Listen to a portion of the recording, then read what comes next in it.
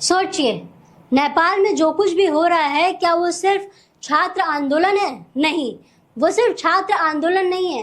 बेशक हम ये कह सकते हैं कि शुरुआत में यह भ्रष्टाचार के खिलाफ छात्रों का शांतिपूर्ण प्रदर्शन था, लेकिन अब मामला बढ़कर हिंसा, अराजकता और राजनीतिक उलझनों तक पहुंच गया है। और यही बात है जो आपको सोचने पर मजबूर कर देती है। क्या सच में यह आंदोलन सिर्फ भ्रष्टाचार के खिलाफ था, या इसके पीछे कोई और ताकत काम कर रही है? तो चलिए जानते हैं नेपाल के इस प्रोटेस्ट की असल कहानी, आपके साथ आज का शॉर्ट में। असल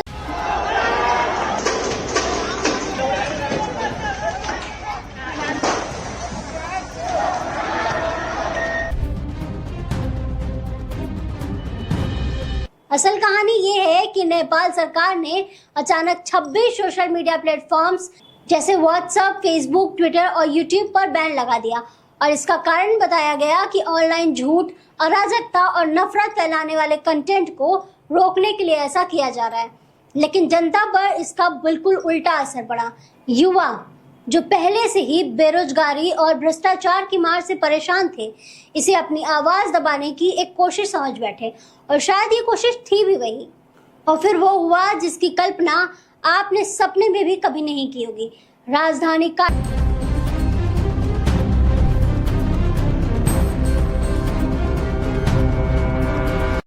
राजधानी काठमांडू और पूरे नेपाल में बड़े पैमाने पर विरोध प्रदर्शन शुरू हो गए।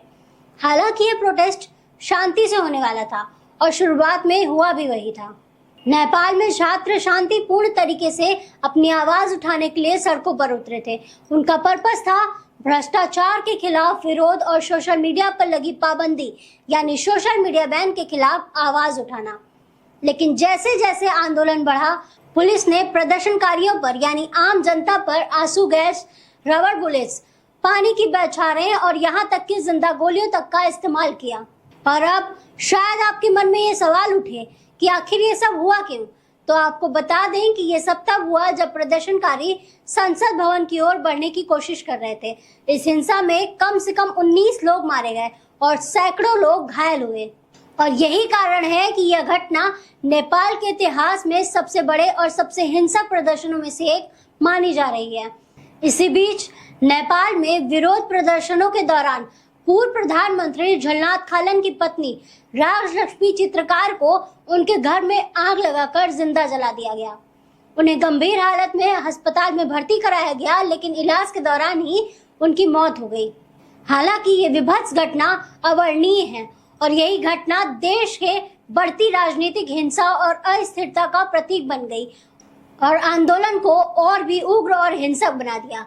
इसके बाद नेपाल के प्रधानमंत्री केपी शर्मा ओली ने देश की बढ़ती हिंसा और प्रदर्शनकारियों के दबाव के कारण इस्तीफा दे दिया, और साथ ही उन्होंने इसे देश की शांति बहाल करने की और स्थिति को नियंत्रित करने का कदम बताया।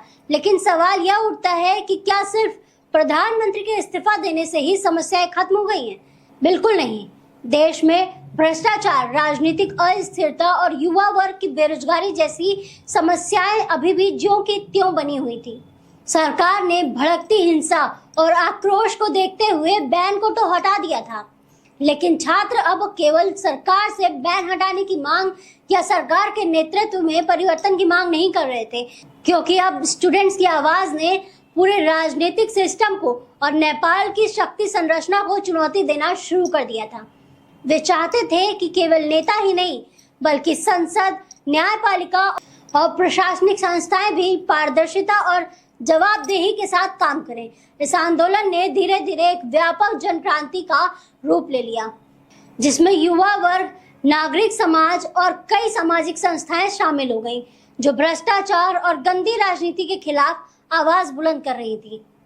अब मन में एक सवाल और भी आता है कि आखिर इस आंदोलन के पीछे कौन कौन है? तो इस सवाल के जवाब में एक नाम सामने आता है, और वो नाम है हामी नेपाल फाउंडेशन। इसके संस्थापक हैं सुदाम गुरुङ, और इसके साथ जुड़े हैं डॉक्टर संडुक रुइत, जो बारबारा फाउंडेशन के अध्यक्ष हैं।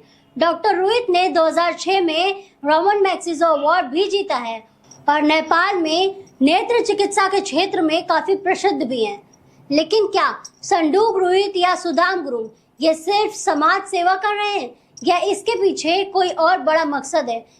क्योंकि हामी नेपाल फाउंडेशन और बारबारा फाउंडेशन दोनों ही शिक्षा, पत्रकारिता और सामाजिक सुधार के क्षेत्र में सक्रिय हैं, जो अमेरिका की एक महिला द्वारा स्थापित की गई थी और वो काठमांडू में पहले रहती थी। ये ओपी इंडिया की रिपोर्ट में साफ साफ दर्ज है, जिससे एक बात तो साफ होती है कि इनका दायरा सिर्फ नेपाल तक ही नहीं सीमित है, बल्कि इंटरनेशनल लेवल के बड़े बड़े राजनीतिक और सामाजिक स्तर तक फैला हुआ है।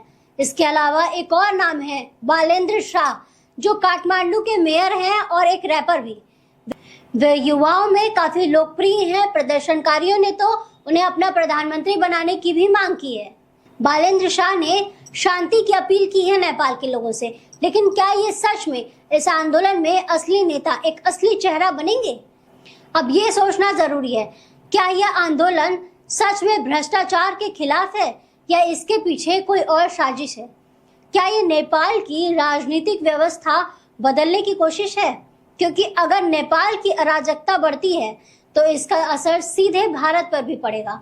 सिर्फ यही नहीं, नेपाल की अस्थिरता भारत की विदेश नीति को भी बहुत बुरी तरीके से प्रभावित करेगी, क्योंकि नेपाल भारत और चीन दोनों के लिए राजनीतिक रूप से बहुत ही अहम है। अगर नेपाल अस्थिर रहता है तो चीन वहां अपने वर्चस्व को बढ़ाने की कोशिश करेगा और इसमें भारत की कूटनीति को झटका लग सकता है, क्योंकि हाल ही में बांग्लादेश में तख्तापलट हो चुका है। वहां की सेना ने सत्ता अपने हाथ में ले ली है। श्रीलंका पहले से ही आर्थिक संकट से जूझ रहा है और पाकिस्तान तो लगातार राजनीतिक और आर्थिक दोनों संकटों से जूझता रहता है।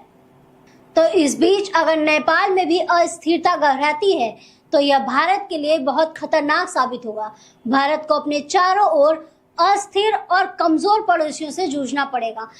यह न सिर्फ सुरक्षा बल्कि आर्थिक और सामाजिक स्तर पर भी भारत को प्रभावित करेगा। आपको बता दें कि ऐसी ही एक घटना 1989 में हुई, जब चारों तरफ गुस्सा, बेचैनी और बदलाव की मांग थी।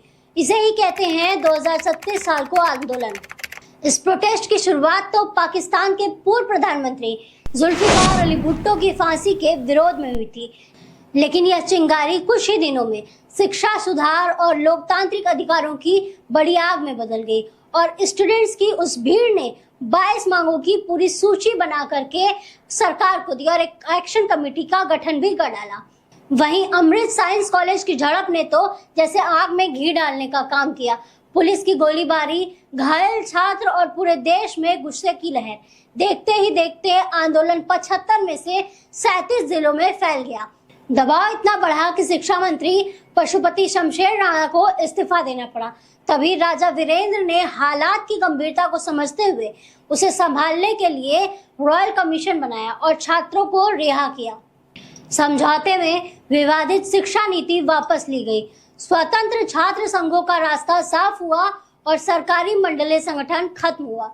लेकिन असली धमाका तब हुआ जब 1989 में राजा ने जनता से सीधा सवाल पूछ डाला, क्या आप पंचायती व्यवस्था चाहते हैं या बहुदलीय लोकतंत्र? यही जनमत संग्रह नेपाल की राजनीतिक दिशा बदलने वाला साबित हुआ। इस बार भी छात्रों का आक्रोश, गुस्सा तो वैसे ही फूटा है, लेकिन क्या इस बार कोई राजा वीरेंद्र सामने आएगा जिसकी आवाज जनता के कानों तक जाए, या ये प्रोटेस्ट अपनी आग में पूरे नेपाल को तबाह कर देगा? तो दोस्तों, आपको क्या लगता है, क्या होगा नेपाल का अगला कदम? क्योंकि ये कहानी सिर्फ नेपाल की नहीं, यह पूरे दक्षिण एशिया के लिए चेतावनी है। अगर समय रहते इसे समझा और रोका नहीं गया तो हम सबको इसका परिणाम भारी रूप से भुगतना पड़ सकता है।